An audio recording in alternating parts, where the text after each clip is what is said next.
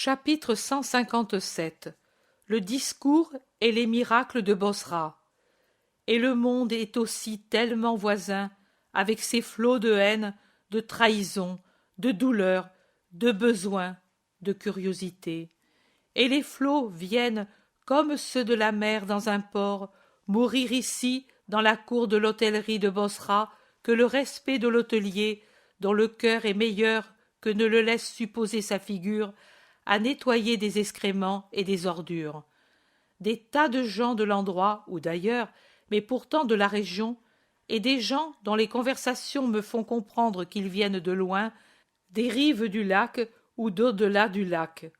Des noms de pays, témoignages de douleur qui s'expriment dans les conversations qui s'entremêlent pendant que l'on attend Jésus. Gadara, Hippo, Gergesa, Gamala, Afeka et Naïm, Andor, Jezraël, Magdala et Corosaïne passent de bouche en bouche et, avec eux, l'explication des motifs pour lesquels ils sont venus de si loin jusque-là. Quand j'ai su qu'il était venu à travers les pays d'au-delà du Jourdain, je me suis découragé. Mais alors que j'allais retourner à Jezraël, des disciples sont venus et nous ont dit, à nous qui attendions à Capharnaüm, à cette heure-ci, il est certainement au-delà de Guérasa. Ne perdez pas de temps pour aller à Bosra ou à Arbela. Et je suis venu avec eux. Moi, de mon côté, venant de Gadara, j'ai vu passer des pharisiens. Ils demandaient si c'était Jésus de Nazareth qui était dans la région. J'ai ma femme malade. Je me suis uni à eux. Puis, hier, à Arbela, j'ai appris qu'il venait d'abord à Bosra, et je suis venu ici. Moi, je viens de Gamala, à cause de cet enfant. Il a été frappé par une vache furieuse.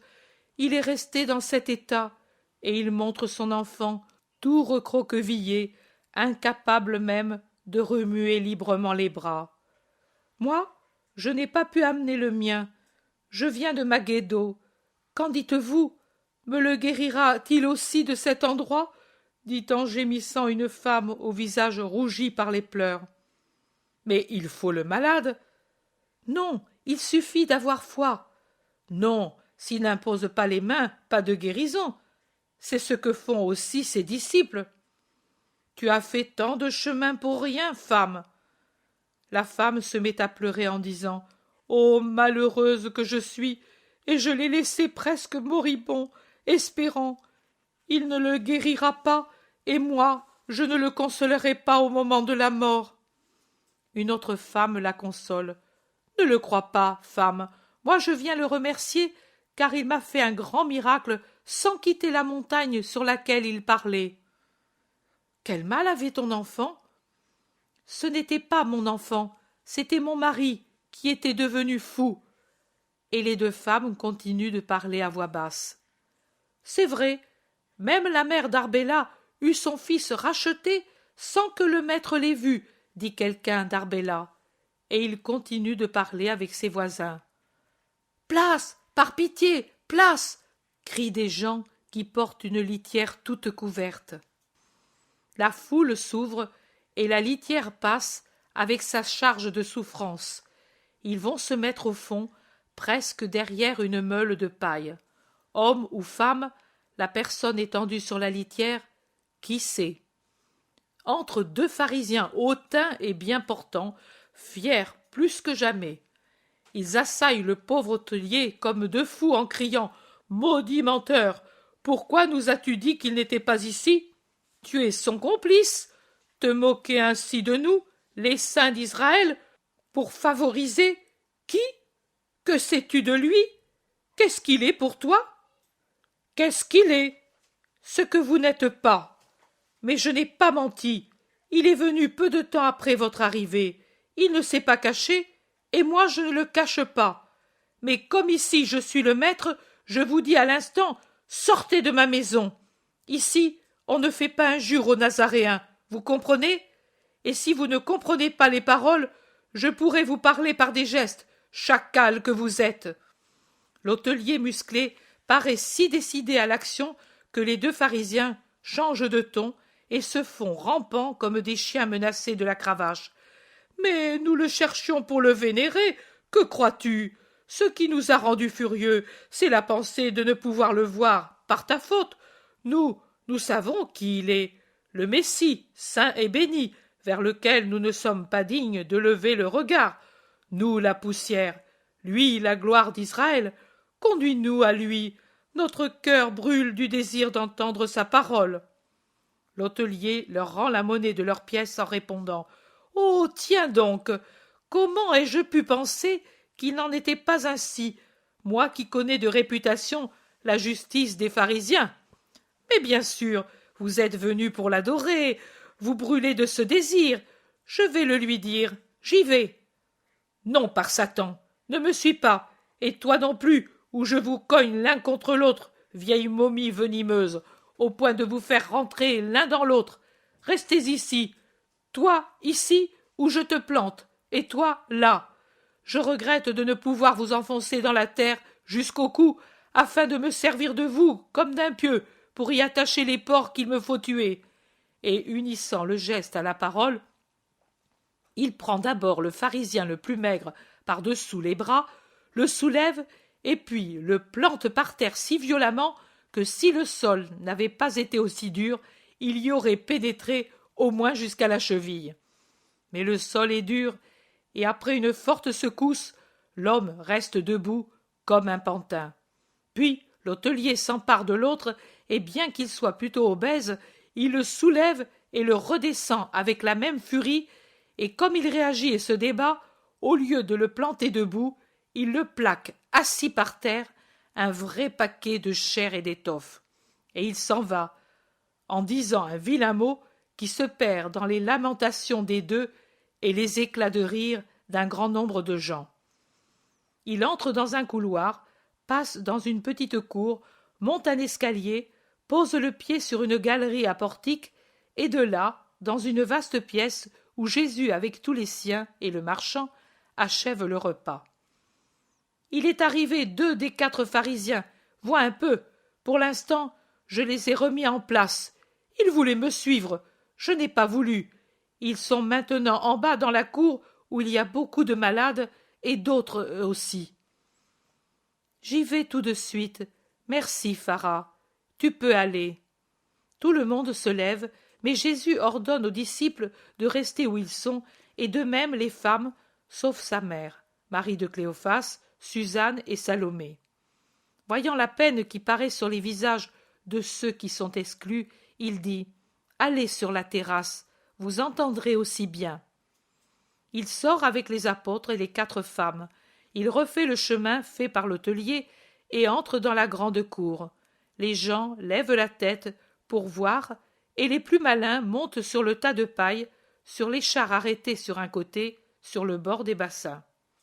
Jésus les salue de son salut habituel, comme s'ils étaient ses plus fidèles amis.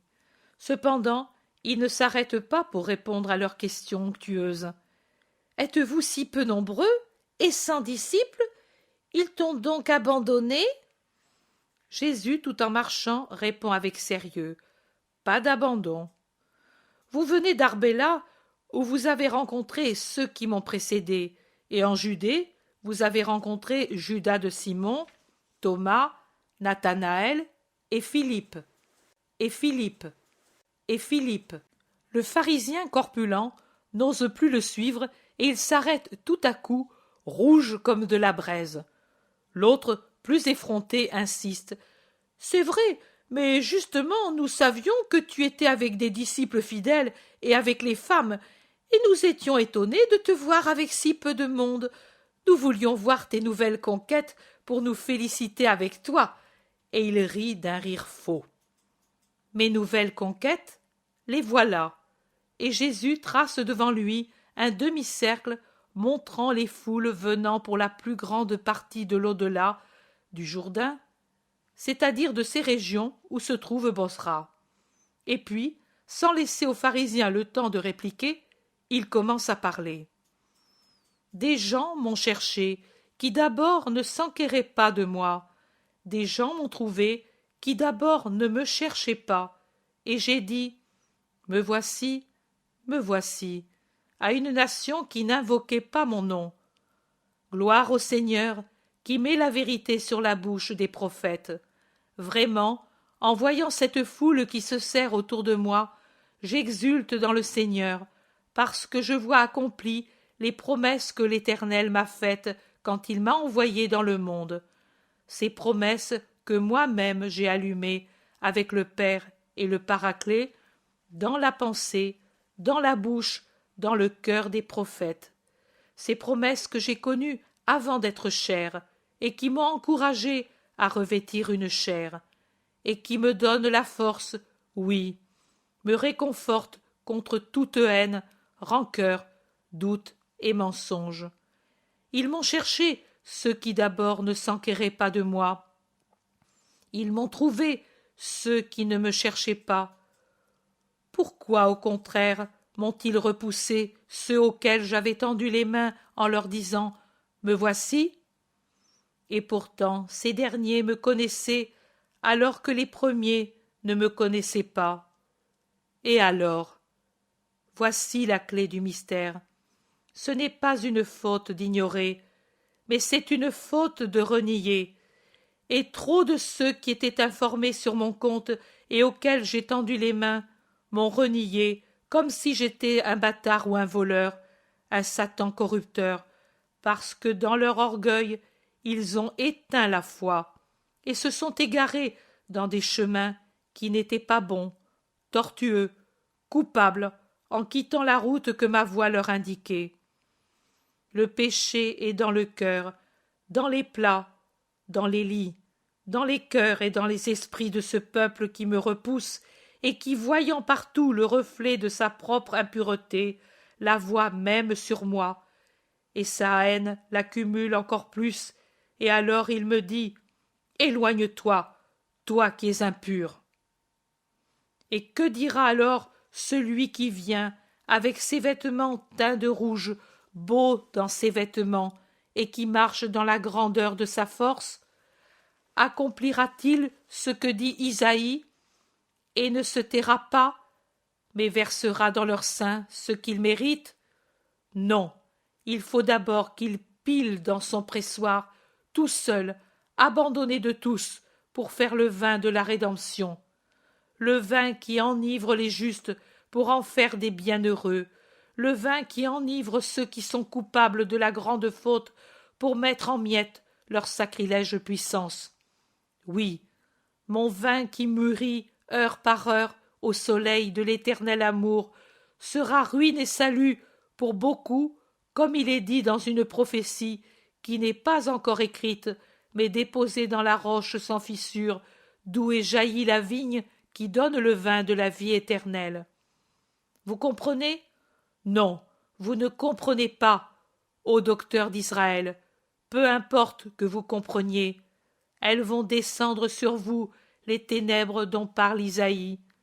Ils ont des yeux, et ils ne voient pas.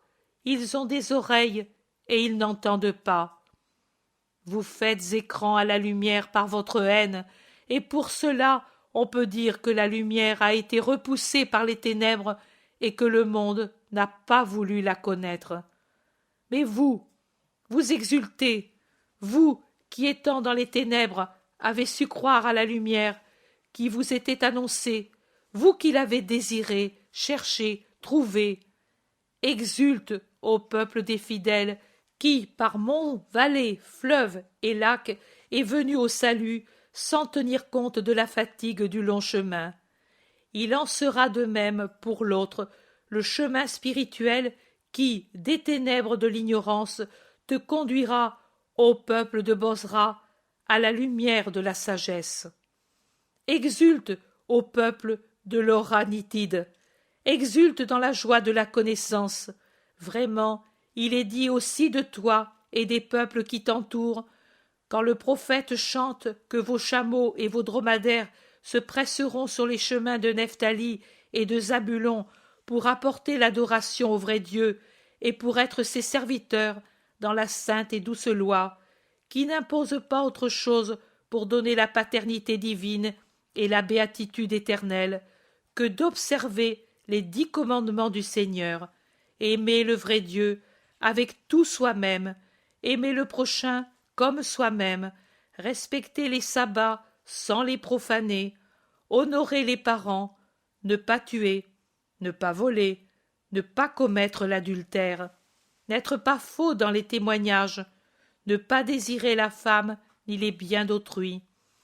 Oh, vous êtes bien heureux si, venant de plus loin, vous surpassez ceux qui étaient de la maison du Seigneur et qui en sont sortis, aiguillonnés par les 10 commandements de Satan, de l'inimitié avec Dieu, de l'amour-propre, de la corruption du culte, de la dureté pour les parents, du désir de l'homicide, de l'essai de voler la sainteté d'autrui, de la fornication avec Satan, des témoignages faux, de l'envie pour la nature et la mission du Verbe, et du péché horrible qui fermente et mûrit au fond des cœurs, de trop de cœurs.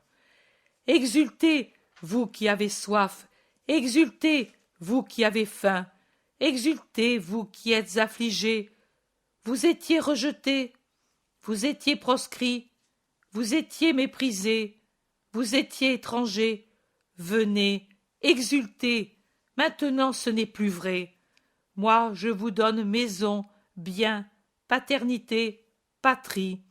Je vous donne le ciel. Suivez-moi, moi qui suis le Sauveur. Suivez-moi, moi qui suis le Rédempteur. Suivez-moi, moi qui suis la vie. Suivez-moi, moi qui suis celui auquel le Père ne refuse pas de grâce. Exultez dans mon amour, exultez, et pour que vous voyiez que je vous aime, ô vous qui m'avez cherché avec vos souffrances, ô vous qui avez cru en moi avant même de m'avoir connu, pour que ce jour soit un vrai jour d'exultation, je prie ainsi. Père, Père saint, que sur toutes les blessures, les maladies, les plaies des corps, les angoisses, les tourments, les remords des cœurs, sur toutes les foi qui naissent, sur celles qui vacillent, sur celles qui se raffermissent, descendent, ô descendent, salut, grâce, paix. Paix en mon nom, grâce en ton nom, salut pour notre amour réciproque. Bénis, ô Père très saint, rassemble et fonds en un seul troupeau tous ces fils, miens et tiens, dispersés. Fais que où je suis, eux y soient. Une seule chose avec toi, Père saint, avec toi, avec moi, avec le très divin Esprit. Jésus, les bras en croix, les paumes tournées en haut vers le ciel, le visage levé, la voix éclatante comme une trompette d'argent, est irrésistible dans ses paroles. Il reste ainsi, en silence, pendant quelques minutes. Puis ses yeux de saphir cessent de regarder le ciel pour regarder la vaste cour pleine d'une foule qui soupire émue ou frémit d'espérance.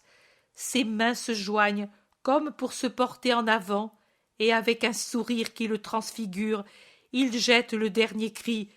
Exultez, ô vous qui croyez et espérez, peuple des souffrants, lève-toi et aime le Seigneur ton Dieu. C'est la guérison simultanée et complète de tous les malades, des cris délirants, un tonnerre de voix qui chante l'Hosanna au Sauveur, et du fond de la cour, traînant encore le drap qui la couvrait, une femme fend la foule en tombant aux pieds du Seigneur. La foule pousse un autre cri, un cri de terreur. Marie la lépreuse, femme de Joachim. Et on fuit dans toutes les directions, toutes les directions, toutes les directions. Ne craignez pas, elle est guérie. Son contact ne peut plus vous faire de mal, rassure Jésus. Et puis il dit à la femme prosternée, « Lève-toi, femme, ta grande espérance t'a récompensée et te fait pardonner d'avoir manqué à la prudence envers tes frères. Retourne à ta maison après les purifications salutaires. » La femme, jeune et assez belle, pleure en se levant. Jésus la montre à la foule qui s'approche un peu et admire le miracle en criant son émerveillement. Son mari, qui l'adorait, lui avait construit un refuge au fond de ces terres, et chaque soir il allait vers son enclos et en pleurant lui apporter la nourriture. Elle était tombée malade à cause de sa pitié en soignant un mendiant qui ne s'était pas déclaré lépreux. Mais comment est venue la brave Marie? Sur ce brancard. Comment n'avons-nous pas pensé que c'étaient des serviteurs de Joachim? Pour cela, ils ont risqué la lapidation. Leur maîtresse, ils l'aiment, elle sait se faire aimer plus qu'on ne s'aime soi-même. Jésus fait un geste et tout le monde se tait. Vous voyez que l'amour et la bonté amènent miracle et joie. Sachez donc être bon. Va, femme, personne ne te fera du mal. La paix soit avec toi et dans ta maison. La femme, suivie de ses serviteurs qui ont brûlé le brancard au milieu de la cour, sort suivie de nombreuses personnes. Jésus congédie la foule et après avoir écouté quelques personnes se retire suivi de ceux qui étaient avec lui. Quelle parole, maître! Comme tu étais transfiguré! Quelle voix! Et quel miracle! Tu as vu quand les pharisiens se sont enfuis? Ils s'en sont allés en rampant comme deux lézards après les premières paroles. Les gens de Bosra et d'autres pays ont de toi un souvenir merveilleux. Mère, et toi, que dis-tu? Je te bénis, fils, pour moi et pour eux. Eh bien, ta bénédiction me suivra jusqu'à ce que nous nous retrouvions. Pierre demande: Pourquoi dis-tu cela, Seigneur? Les femmes nous quittent donc? Oui, Simon, demain, au point du jour, Alexandre part pour Aéra. Nous irons avec lui jusqu'à la route d'Arbela, et puis nous le quitterons. Et c'est avec peine, crois-le.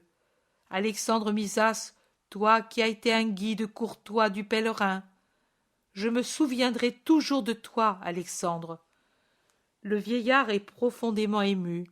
Il reste, les bras croisés sur la poitrine, dans le profond salut oriental, un peu courbé, en face de Jésus.